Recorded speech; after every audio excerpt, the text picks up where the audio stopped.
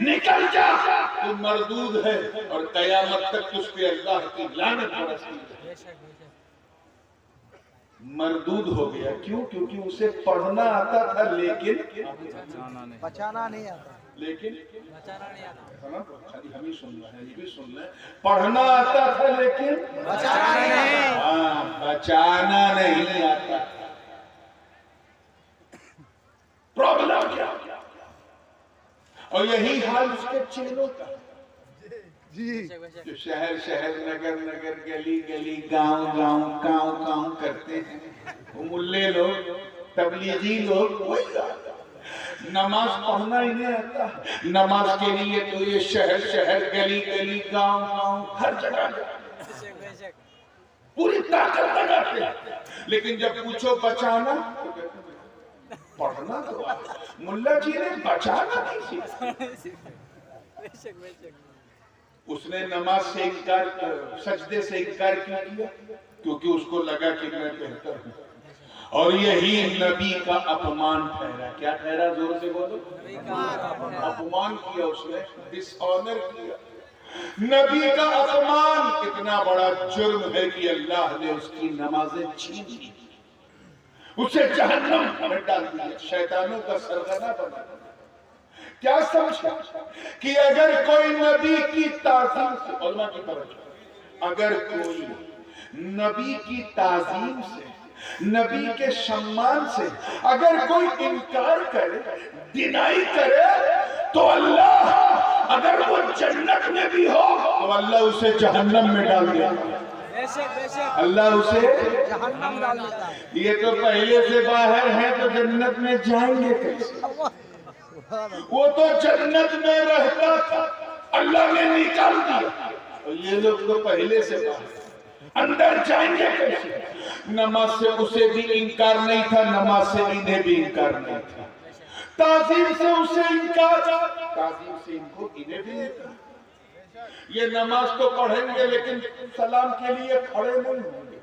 تو جہاں اس کا اقرار وہاں اس کا اقرار، جہاں اس کا انکار وہاں ان کا انکار. تو جو اس کا رزلٹ، وہ ان کا رزلٹ، وہ تعظیم کے لیے جھکنے سے انکار کرتا تھا، یہ تعظیم سے اٹھنے کے لیے انکار کرتا تھا. یہ اٹھنے کے سے انکار کرتے ہیں کہ ہم اٹھیں گے نہیں. تو جو اس کا رزلٹ ہے وہ ان کا رزلٹ ہے. اور طریقہ بدلنے سے دفعہ نہیں بدلتی. تم چاہے اٹھنے سے انکار کرو چاہے جھکنے سے انکار کرو، طریقہ بدلنے سے دھارا، مقدمے کی دھارا نہیں بدلتی ہے. گولی مارو تب بھی 302، بندوق سے مارو تب بھی 302، تلوار سے مارو تب بھی 302، ڈنڈے سے سر پھوڑ کے مارو تب بھی 302. ایسے ہی تعظیم سے انکار گناہ، چاہے جھکنے سے انکار کرو چاہے اٹھنے سے انکار. سبحان اللہ، یا رسول اللہ، زندہ باد. تو بتانا یہ تھا کہ نماز پڑھنا اتنا شعور، اتنا آسان کہ شیطان وہ اسر، اسے بھی نماز پڑھنا آتا تھا، بچانا نہیں آتا. نماز پڑھنا تو اتنا آسان کہ حضور کا دشمن عبداللہ ابن ابی، منافقوں کا ہیڈ، اسے بھی پڑھنا آتا. فجر ظہر عصر مغرب عشاء وہ پڑھتا. اور جناب وہ اوابین بھی پڑھتا تھا اگر کوئی دیکھ رہا ہو، اور کوئی اگر گواہ موجود ہے، ساکھی موجود ہے دیکھنے والا تو اٹھ کر کے وہ تہجد بھی پڑھتا. لیکن حضور کا کھلا دشمن تھا، چھپا بھی تھا کھلا بھی تھا، اتنا ڈینجر تھا. پڑھنا آتا تھا مگر نماز کو بچایا کیسے جائے. میرے نبی نے بدر احد خیبر و خندق میں پرچم اسلام کو لہرا دیا. نماز پڑھنا تو اتنا آسان کہ منکرین زکات کو بھی آتا، مگر نماز کو بچایا کیسے جائے. صدیق اکبر کے کردار نے ہمیں سمجھایا نماز پڑھنا تو اتنا آسان کہ بلوائیوں سبائیوں کو بھی آتا تھا مگر نماز کی رکشا کیسے کی جائے حضرت عمر ابن خطاب کے کہتے ہوئے وقت نے ہمیں سمجھایا نماز پڑھنا تو اتنا آسان کہ بلوائیوں کو بھی آتا تھا مگر نماز کو بچایا کیسے جائے عثمان ابن عفان کی شہادت نے ہمیں سمجھایا نماز پڑھنا تو اتنا آسان کہ خارجیوں کو بھی آتا تھا مگر نماز کو بچایا کیسے جائے مولا علی نے مسجد اللہ کے گھر میں ضرب کھا کے ہمیں سمجھایا اور نماز پڑھنا تو اتنا آسان کہ یزیدی کتوں کو بھی آتا تھا مگر نماز کو بچایا کیسے جائے آخری سجدہ کرتے ہوئے سیدہ کے لال علی کے شیری والے حسین نے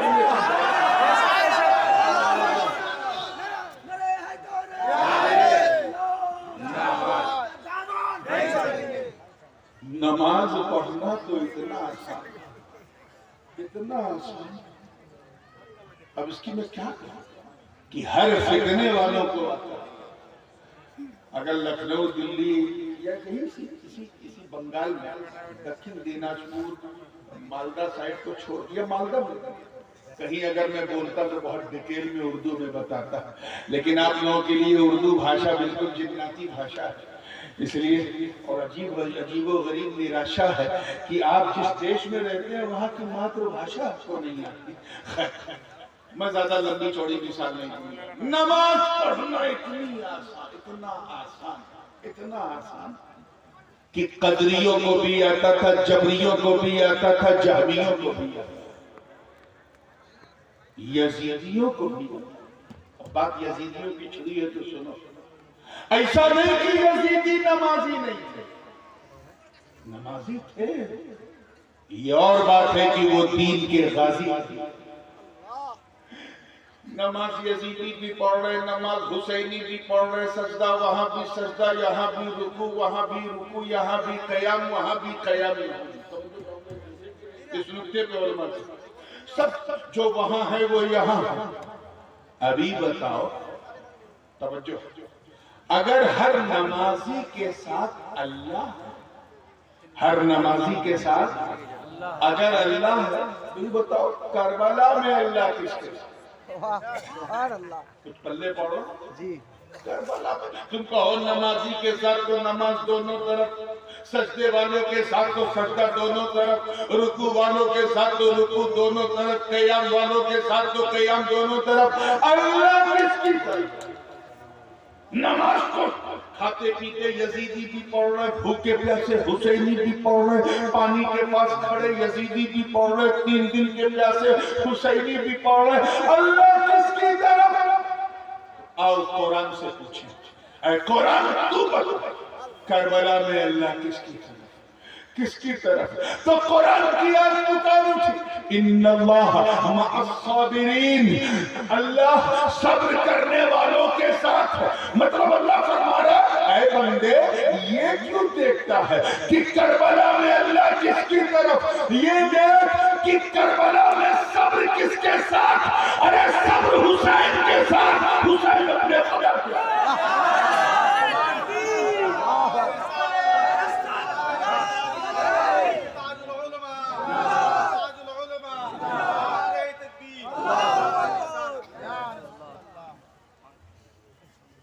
یزیدی غازی نہیں تھے نمازی تھے اب یار تم لوگ یزید سے بھی گئے گزرے وہ ظالم ہو کے نماز اس کی جماعت میں لوگ پڑھتے تھے اذان دیتے تھے اور تم اذان کی آواز سن کے اپنی مسجدوں کو چھوڑ میں جاتے ہیں فجر میں چادر تان کے سو جاتے ہیں ظہر میں مارکیٹ میں گھومتے اصل میں کرکٹ کھیلتے فٹ بال کھیلتے مغرب میں کسی چائے کی دکان پر عشاء کے وقت کہیں کھانا کھا کے سو جاتے ہیں کس ٹائپ کے مسلمان یاد رکھنا مسلمانوں یہ تاریخ کا سیاہ دن جس دن تمہارا گھر گرایا گیا اللہ کا گھر جس دن توڑا گیا تھا اسی دن تمہیں فیصلہ کر لینا تھا ہم سب کو چھوڑ سکتے ہیں لیکن نماز کو نہیں چھوڑیں ورنہ یہ شروعات ہے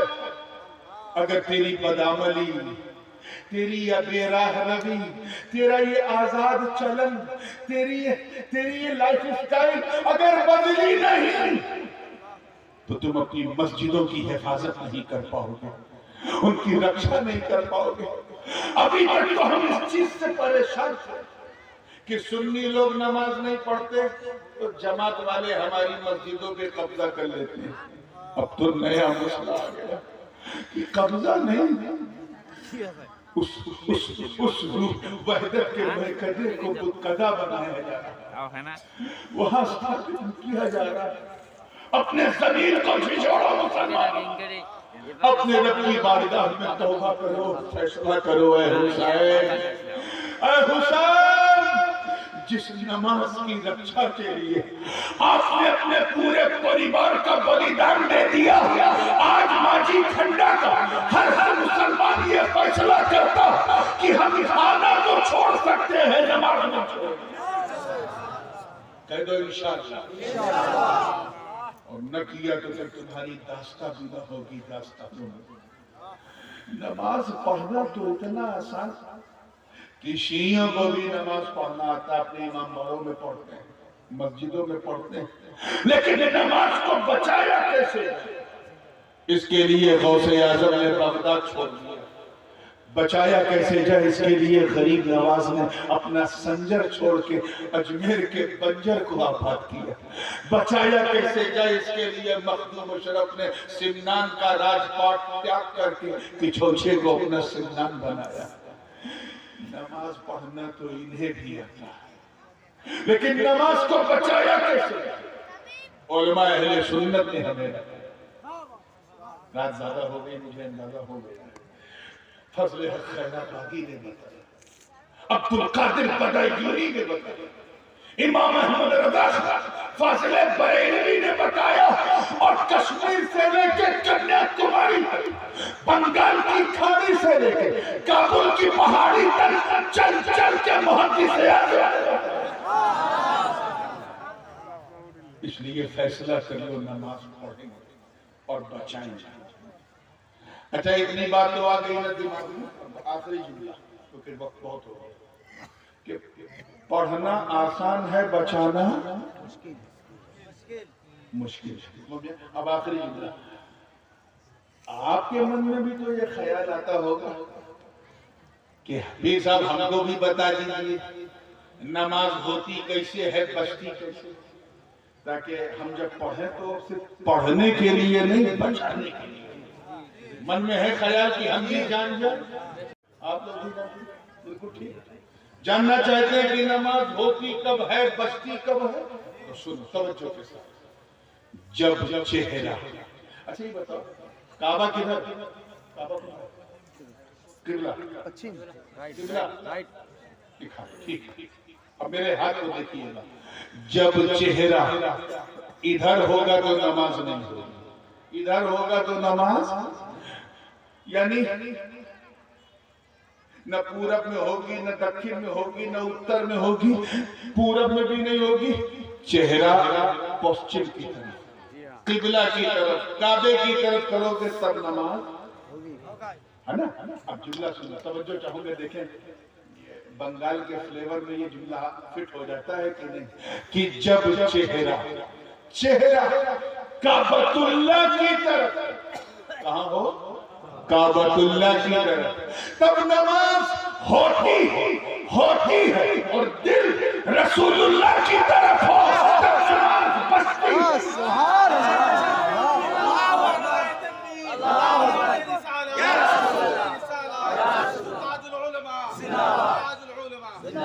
تو اپنے چہرے کو کعبے کی طرف کرو، دل کو کعبے کی طرف، چہرے کو کعبے کی طرف کرو، دل کعبے کی طرف کرو، انشاءاللہ تمہاری نماز ہوتی بھی رہے گی، بچتی بھی رہے گی، اور جب ہوگی اور بچے گی تو انشاءاللہ قائم بھی ہو جائے گی، اور جب قائم ہو جائے گی تو اقیم الصلاۃ پہ عمل بھی ہو جائے گی۔ اس لیے مسلمانوں بغیر کسی دیری کی، جلسے تو ہم پوری رات کے کرتے ہیں، کام کی بات صرف 10 منٹ ہو پاتی ہے، میں نے سوچا کہ ایسے ماحول میں جہاں اردو زبان کو جناتی زبان سمجھا جاتا ہے، وہاں میں 1 گھنٹہ، 1.25 گھنٹہ اور 1.5 گھنٹے والی تقریر بیکار ہے. بس وہ جو 20 منٹ کام کا مال ہوتا ہے وہی، تو وہ مال میں نے دے دیا ہے اس یقین کے ساتھ کہ بغیر فجر پڑھے سونا نہیں انشاءاللہ، اور اگر سو جاؤ تو فجر کے لیے اٹھ جانا، ٹھیک ہے؟ کیونکہ نماز بندے کو مولا سے ملاتی ہے، نماز سارے حجابات کو ہٹاتی ہے، نماز سارے پردے کو کھسکاتی ہے، نماز بندہ پڑھے تو بندہ نواز ہو جائے، غریب پڑھے تو غریب نواز ہو جائے، مستغیث پڑھے تو غوث ہو جائے، مرید پڑھے تو اپنے پیر کی مراد ہو جائے. اس لیے میرے دوستو، یہ موقع بار بار نہیں ملے گا. ابھی تو ہم نے ایک کے بعد ایک اللہ کے گھروں کو کھویا ہے. اب اگر آگے بچانا ہے تو اپنے بچوں کو نماز کی عادت ڈلواؤ. 7 سال کے ہو جائیں تو انہیں شروع کرواؤ، اور 11 سال کے ہو جائیں اور نہ پڑھیں تو مار کے پڑھاؤ، کیونکہ یہ وہ نماز ہے جس کے لیے جس میں مصطفیٰ کی آنکھوں کی ٹھنڈک ہے. یہ وہ نماز ہے جو دین کا کھمبا ہے، یہ وہ نماز ہے جس میں مومنین کی معراج ہے. اللہ پاک ہم سب کو سچا پکا نمازی بنائے. وآخر دعوانا ان الحمدللہ رب العالمین.